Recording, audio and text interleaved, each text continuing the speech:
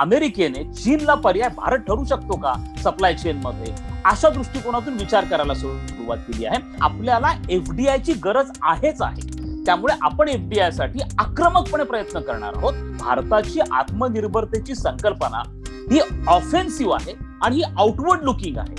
तर चीनची आत्मनिर्भरतेची संकल्पना ही डिफेन्सिव्ह आहे आणि ती इनवर्ड लुकिंग आहे.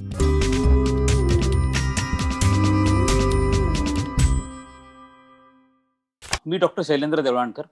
आज आणखीन एका अत्यंत महत्वपूर्ण विषयावरती आपल्याला बोलायचं आहे आणि तो विषय आहे आत्मनिर्भर भारताचा. आत्मनिर्भर भारत ही नेमकी संकल्पना काय आहे, या संकल्पनेमुळे भारतामध्ये अशी कोणत्या प्रकारची आर्थिक क्रांती घडून येणार आहे. विशेष म्हणजे या संकल्पनेविषयी अनेकांच्या मनामध्ये खूप गैरसमज आहेत. त्यामुळे आत्मनिर्भर भारत ही संकल्पना नेमकी काय आहे, ही संकल्पना आत्ता का आणण्यात आली, याचे काय परिणाम होणार आहेत. आत्मनिर्भर भारत ही संकल्पना केवळ भारत हा जगातला एकमेव असा देश आहे का जी राबवतो आहे, किंवा इतर देशांनी पण आत्मनिर्भर भारताची संकल्पना राबवलेली आहे. मग या आत्मनिर्भरतेमधनं आपल्याला नेमकं काय साधायचं आहे, अशा स्वरूपाचे आणि या संदर्भामधले काही आरोप देखील या संकल्पनेवरती आहेत, त्यातनं काही गैरसमज देखील झालेले आहेत. या सगळ्या संदर्भामध्ये आज आपल्याला प्रामुख्याने थोडक्यामध्ये आणि सोप्या शब्दांमध्ये ही संकल्पना समजून सांगण्याचा माझा आजचा ह्या व्हिडिओचा प्रयत्न राहील. प्रथमतः आपण लक्षात घेतलं पाहिजे की कोरोना महामारीचा फटका हा जसा सगळ्या आंतरराष्ट्रीय पातळीवरती सर्वच देशांच्या अर्थव्यवस्थांना बसलेला आहे, तसाच तो भारताच्या अर्थव्यवस्थेला देखील मोठ्या प्रमाणावरती बसलेला आहे. त्यामुळे या आर्थिक विवंचनेतनं किंवा या आर्थिक फटक्यातनं आपल्या अर्थव्यवस्थेला बाहेर काढण्यासाठी ज्या वेळेला केंद्र सरकारने एक 20 लाख कोटींचं मोठं पॅकेज ची घोषणा केली, त्यावेळेला देशाचे पंतप्रधान नरेंद्र मोदी यांनी आत्मनिर्भर भारताची घोषणा केली आणि त्याच्या स्वरूपाचं आव्हान देखील करण्यात आलं. त्यानंतर वेळोवेळी त्यांच्या अनेक स्पीचेस मधनं, भाषणांमधनं काही रेफरन्सेस आले, ज्या रेफरन्सेस मधनं प्रामुख्याने वोकल फॉर लोकल हा जो मेसेज होता हा फार महत्वाचा मेसेज होता. त्याचप्रमाणे 15 ऑगस्टला जेव्हा लाल किल्ल्यावरनं संपूर्ण देशाला उद्देशून त्यांनी भाषण केलं, त्यामध्ये देखील त्यांनी एक अत्यंत महत्वाचं विधान केलं.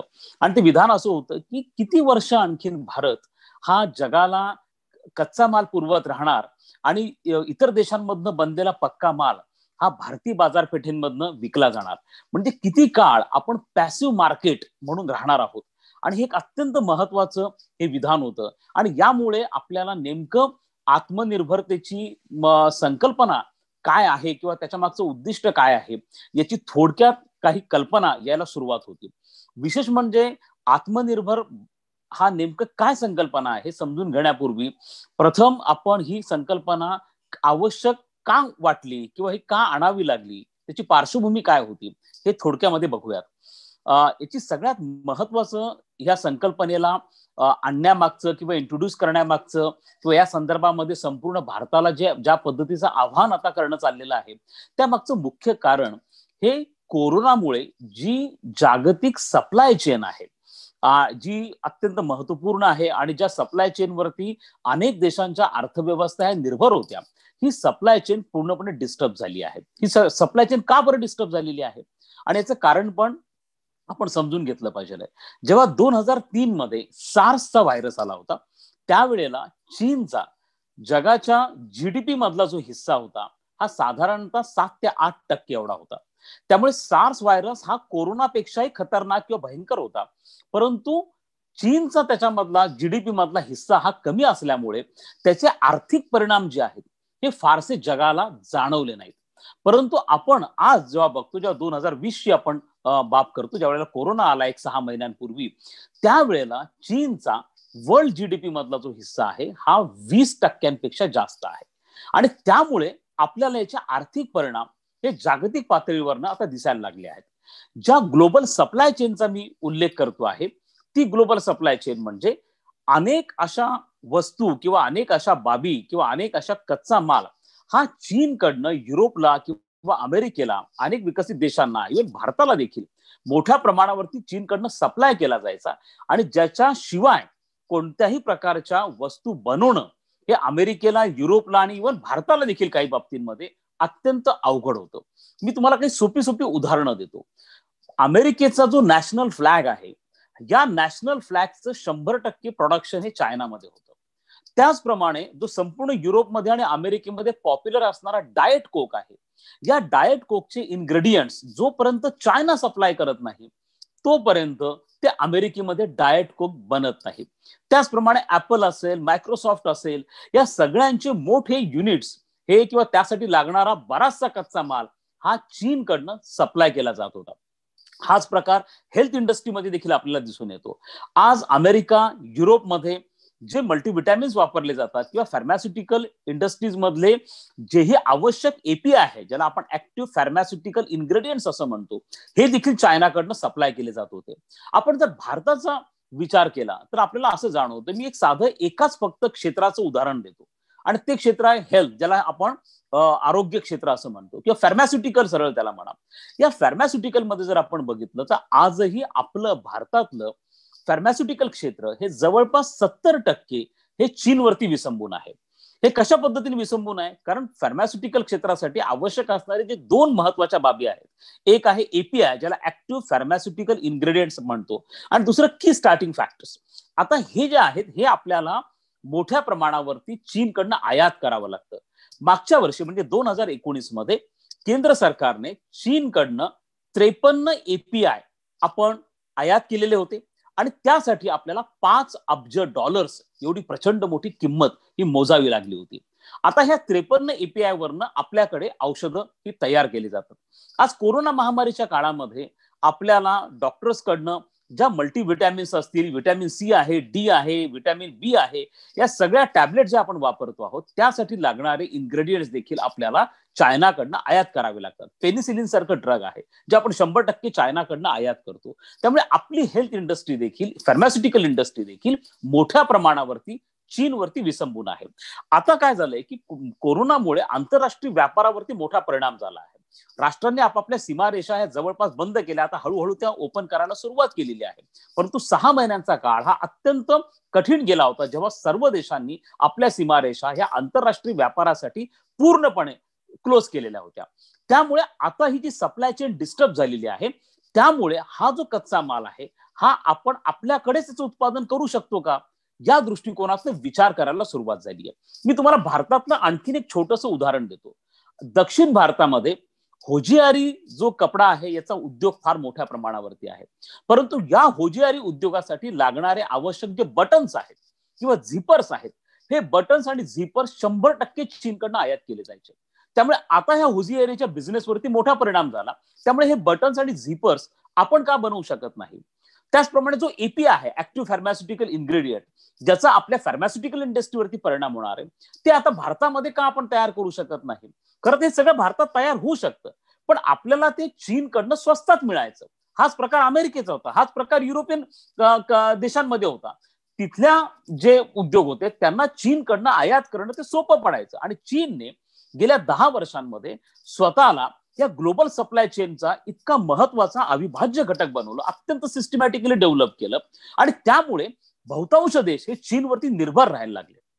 परंतु आता या कोरोनामुळे ही सप्लाय चेन डिस्टर्ब झाली आणि दुसरं म्हणजे चीनच्या एकूणच विश्वासार्हतेवरती प्रश्नचिन्ह निर्माण झाले.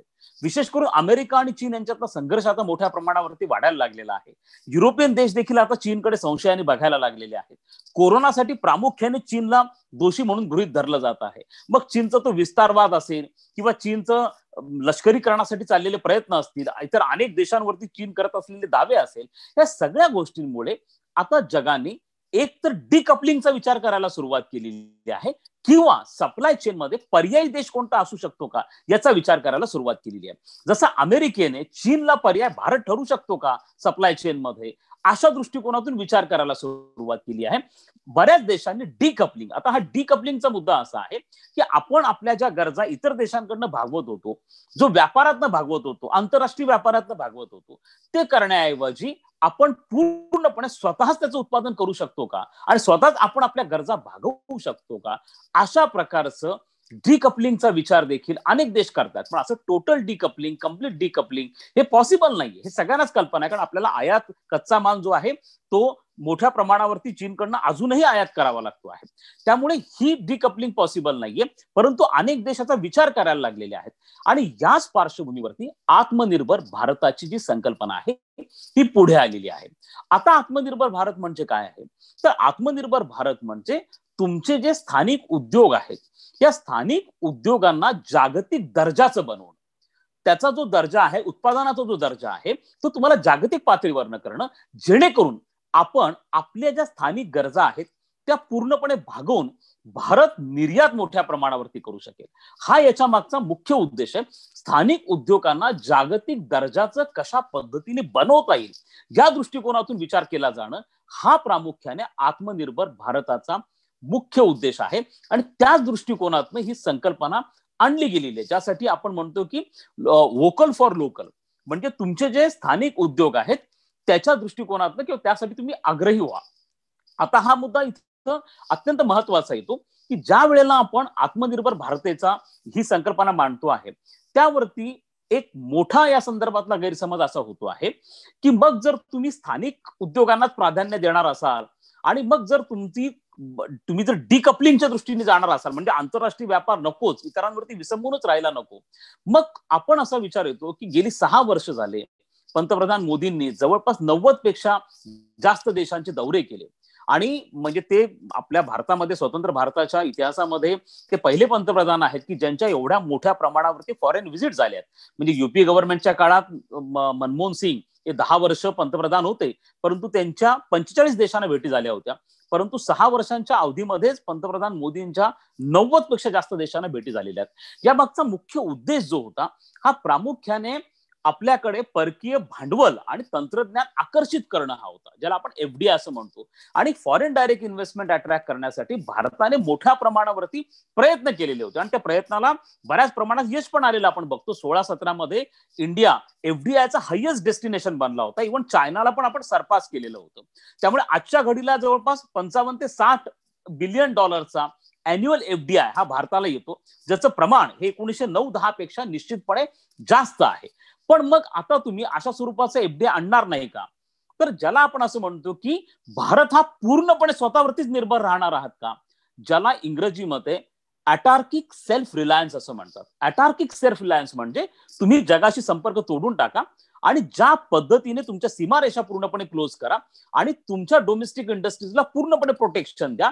आणि हा जो प्रकार आहे ज्याला आपण 1990-91च्या पूर्वी, म्हणजे ज्या वेळेला आपण आर्थिक उदारीकरण सुरू केलेलं नव्हतं त्याच्यापूर्वी, ज्याला लायसन परमिट राज असं म्हटलं जायचं, की ज्यासाठी आपले उद्योग, डोमेस्टिक उद्योग प्रोटेक्ट केले जायचे कोणत्याही प्रकारच्या कॉम्पिटिशन पासून. मग आपण परत त्या इराकडे जाणार आहोत का, अशा स्वरूपाचा महत्वाचा मोठा आरोप हा आत्मनिर्भरतेकडे होतो आहे. परंतु या संदर्भामध्ये काही गोष्टींचं क्लॅरिफिकेशन करणं गरजेचं आहे. आत्मनिर्भर म्हणजे अटार्किक सेल्फ रिलायन्स अजिबात नाही. तर भारताचा जो आत्मनिर्भरतेची संकल्पना आहे ही ऑफेन्सिव्ह आहे आणि आउटवर्ड लुकिंग आहे.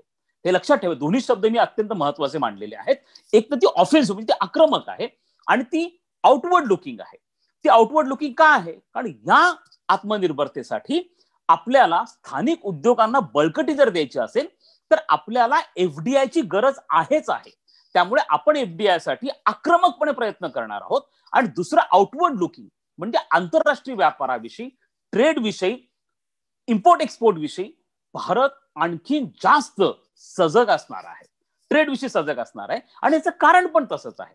म्हणजे 2010 पासून जर आपण बघितलं तर साधारणतः 17-18 पर्यंत भारताच्या जीडीपीचा ग्रोथ रेट हा अॅन्युअल ग्रोथ रेट हा ऍव्हरेज 7-8-9% पर्यंत राहिलेला आहे.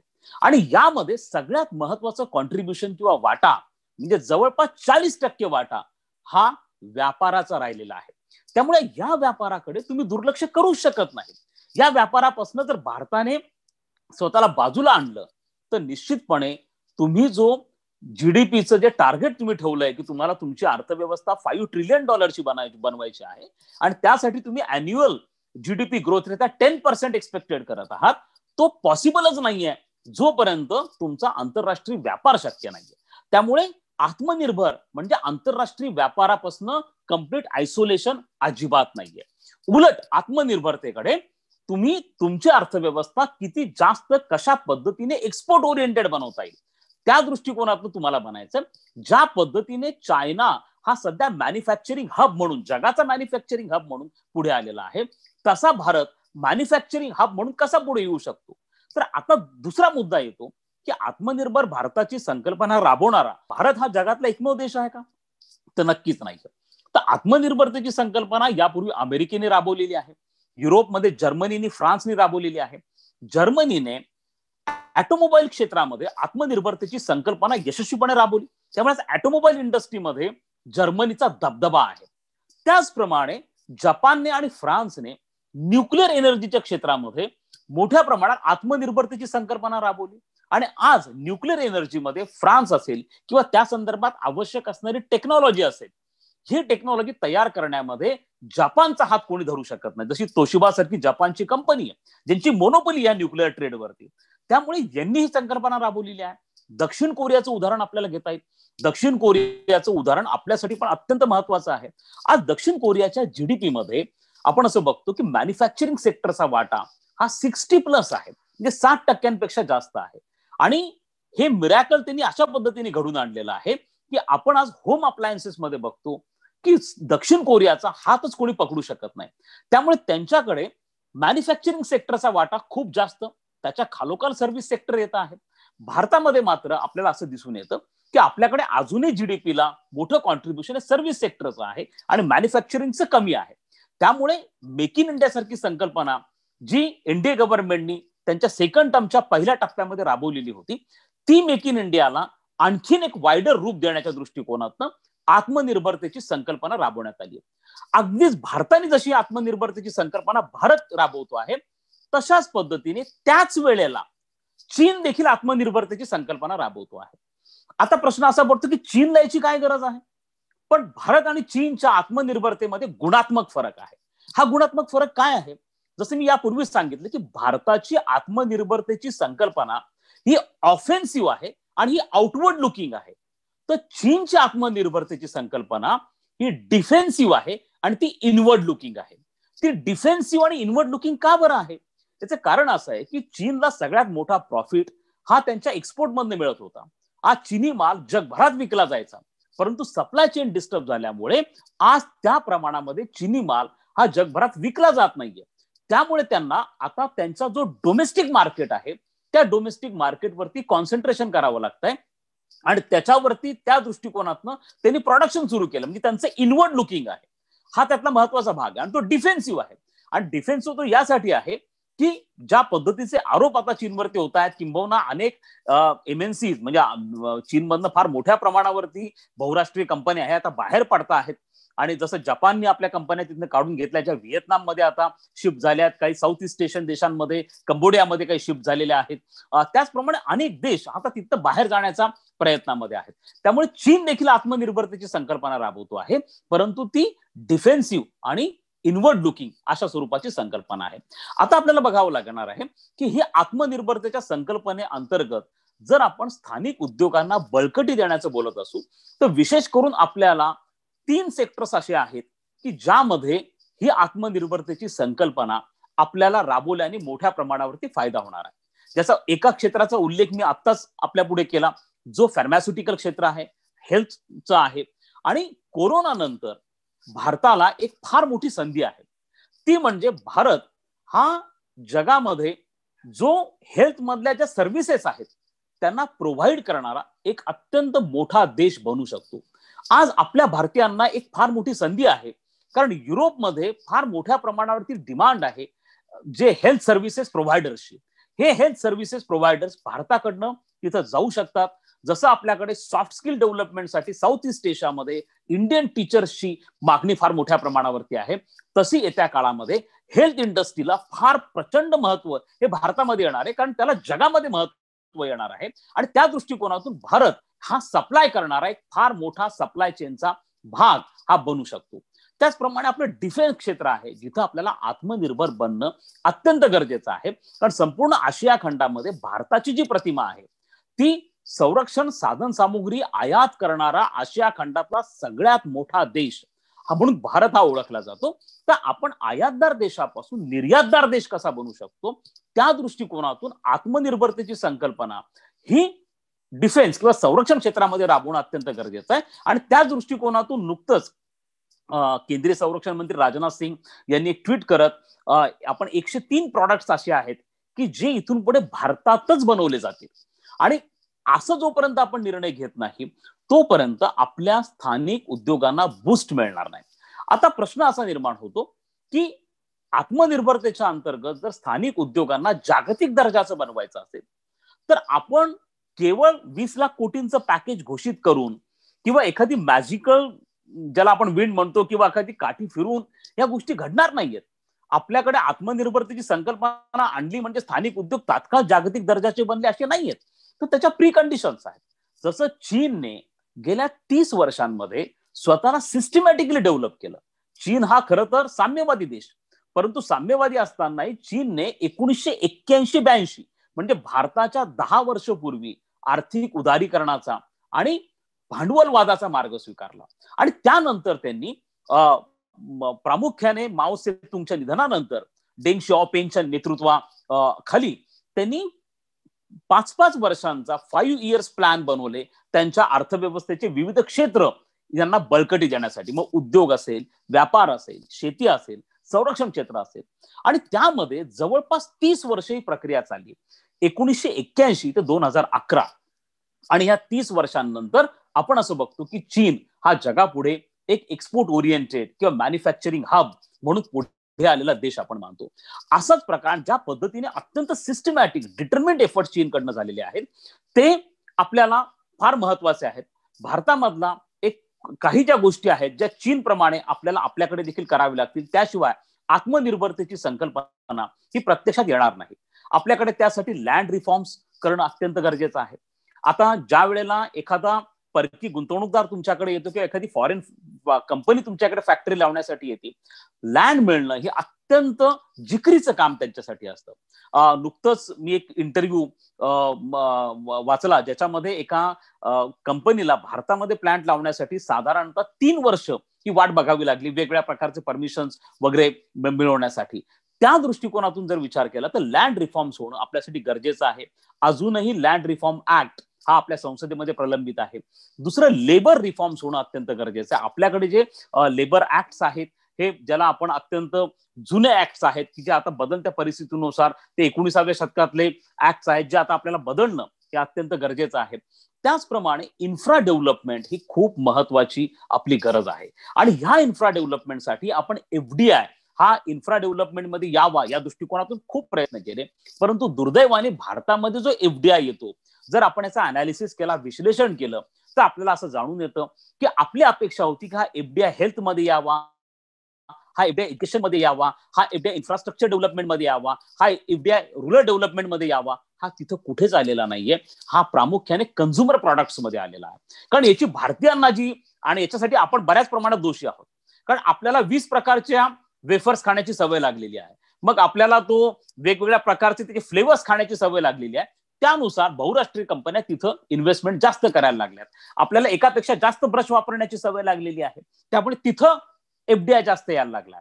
जो एफडीआय रुरल इन्फ्रास्ट्रक्चर मध्ये आला पाहिजे होता, इन्फ्रा डेव्हलपमेंट मध्ये आला पाहिजे होता, तो फारसा येत नाहीये.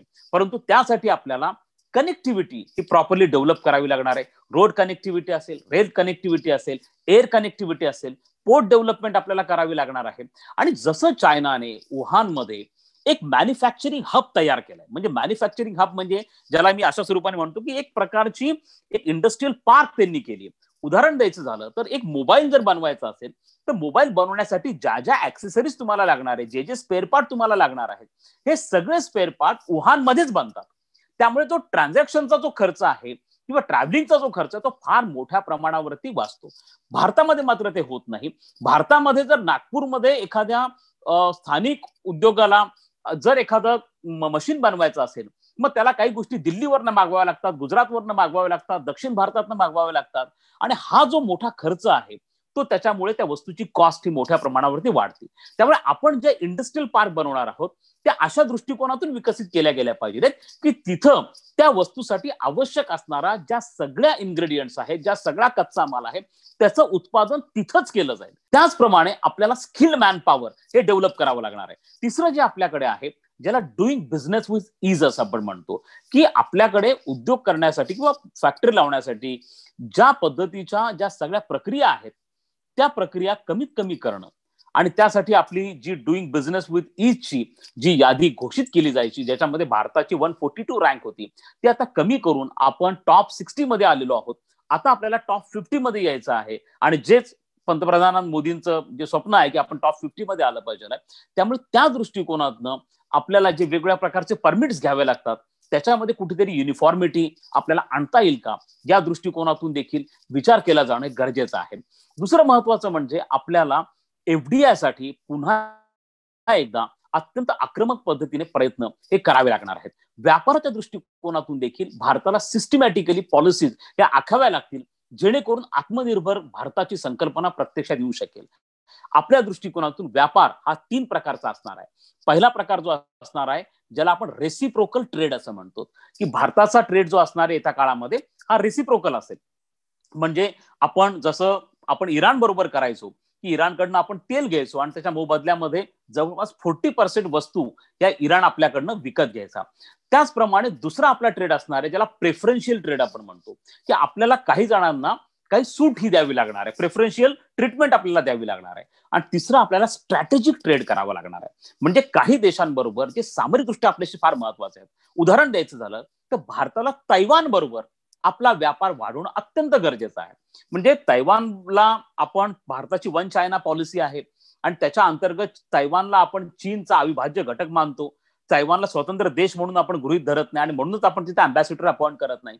हे पॉलिटिकली ठीक आहे, पण इकॉनॉमिकली तुम्ही तैवान बरोबर व्यापार का नाही वाढवत, हा एक अत्यंत महत्वाचा भाग आहे. चायनाला राग येईल किंवा चायनाला वाईट वाटेल म्हणून आपण तैवान बरोबर इकॉनॉमिक रिलेशन्स देखील आपले सुदृढ करत नाही, ही बाब चुकीची आहे. सिंगापूरचं उदाहरण घ्या तुम्ही. सिंगापूर हा चीनचा जवळचा देश आहे, अत्यंत मित्र देश आहे आणि असं असताना देखील सिंगापूरचे तैवान बरोबरचे आर्थिक संबंध हे भारताच्या कितीतरी पटीने अधिक आहे. मग जर सिंगापूर तैवानमध्ये आणि चीनमध्ये बॅलन्स करू शकतो तर भारत का नाही करू शकत? दुसरा देश आहे ऑस्ट्रेलिया, जो तुम्हाला आता सगळ्या गोष्टींसाठी मदत करतो, क्वाडचा मेंबर बनलेला आहे. त्यामुळे ऑस्ट्रेलिया बरोबरचा तुमचा ट्रेड हा स्ट्रॅटेजिकली फार इम्पॉर्टंट आहे, जो तुम्हाला येत्या काळामध्ये वाढवावा लागणार आहे. त्यामुळे तुमचा ट्रेड हा स्ट्रॅटेजिकली कसा असेल या दृष्टिकोनातून देखील भारताला हा विचार करावा लागणार आहे. आत्मनिर्भरतेची संकल्पना जी आहे ती एक नव्या प्रकारची क्रांती, आर्थिक क्रांती या देशामध्ये नक्कीच घडून आणू शकते. परंतु त्यासाठी केवळ शासनाकडनं नाही तर लोकांकडनं देखील मोठ्या प्रमाणावरती डिटर्मिनेशन हे आवश्यक आहे. आणि त्या दृष्टिकोनातून आत्मनिर्भर म्हणजे पुन्हा एकदा लायसन्स आणि परमिट राजकडे जाणं अजिबात नाहीये. तर आत्मनिर्भर हे आंतरराष्ट्रीय व्यापार, एक्सपोर्ट, एफडीआय याच्या माध्यमातून लोकल इंडस्ट्रीजला एम्पावर्ड करणं, अशा दृष्टिकोनातून आपल्याला आत्मनिर्भरतेकडे बघावं लागेल. त्यामुळे आत्मनिर्भरतेविषयी आपल्याला गैरसमज करून घेण्याऐवजी ही एक सकारात्मक संकल्पना आहे आणि त्याचं स्वागत हे आपण केलं पाहिजे असं मला वाटतं.